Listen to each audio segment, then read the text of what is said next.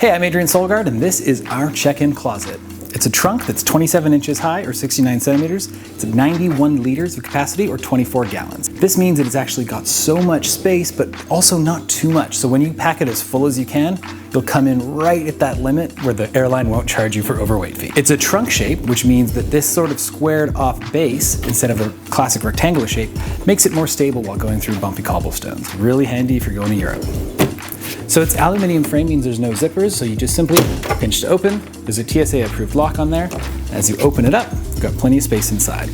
So the closet comes in a built-in laundry bag, and that's gonna make your life really nice to have somewhere to keep your dirty stuff. The closet has this gap in the middle, which is worth noting because when you pull the handle up and you mount the closet on top of it, due to its shape, you need that gap to fit here. Depending on the type of trip you're doing, we made it removable so that you could have this section of the closet just hanging on the top.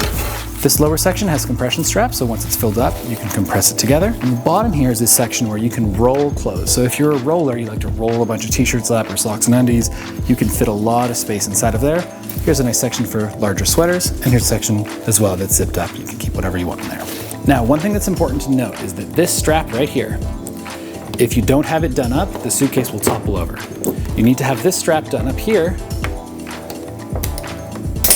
because that's what'll keep this door mounted at 90 degrees, and it acts as a kickstand to stabilize the whole system. To mount this closet, you unbuckle this buckle, clip it on the back of the handle, and as I mentioned, you'll see that this section hangs in the lower portion, this section hangs above the suitcase, and then we're ready to start packing.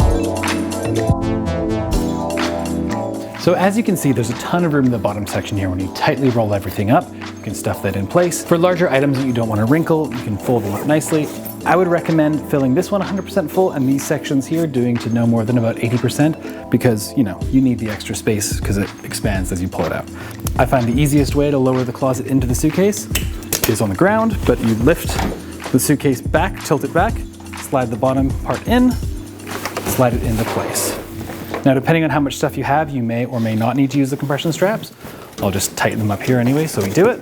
And you'll notice on the trunk, compared to the carry-on closet, these can be filled all the way, and then you still have plenty of room in the set of suitcase for other large items.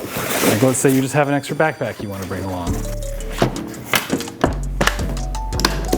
You're good to go. Now, if you do kind of overpack a little bit, don't be afraid to sit on this thing, stand on it, jump on it. This is indestructible, you won't be able to break it, and if you do, we'll replace it because that's part of our 10-year warranty. Then once you get to your location, tilt it back, open it up. Same process, and you're unpacked, you're ready to go. So because this is a check-in, there's no USB port. You're not allowed to bring batteries in your checked luggage due to safety and airline regulations, so that's why there's no USB port on this.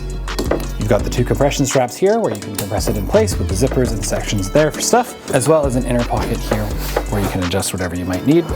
And on this side, you've got a nice large mesh area where you can fit big items like snowboard jackets or things like that that just take up a lot of space. The 3-digit TSA lock is easy to reset. You simply open it up, it's preset to 000. You flip the switch on the inside from A to B, change the code to the new combo you want, let's call it 123, flip the switch back to A, and your new combo's set. Make sure that it works and you're good to go. Now save your combination lock. We can't stress this enough. Save it somewhere in your phone, maybe save it as a contact, and if you do that, you'll never lose your code. If you do lose your code, there's no quick and easy way to reset it other than counting from 000 all the way to 999. Happens once in a while, but that's the price of security.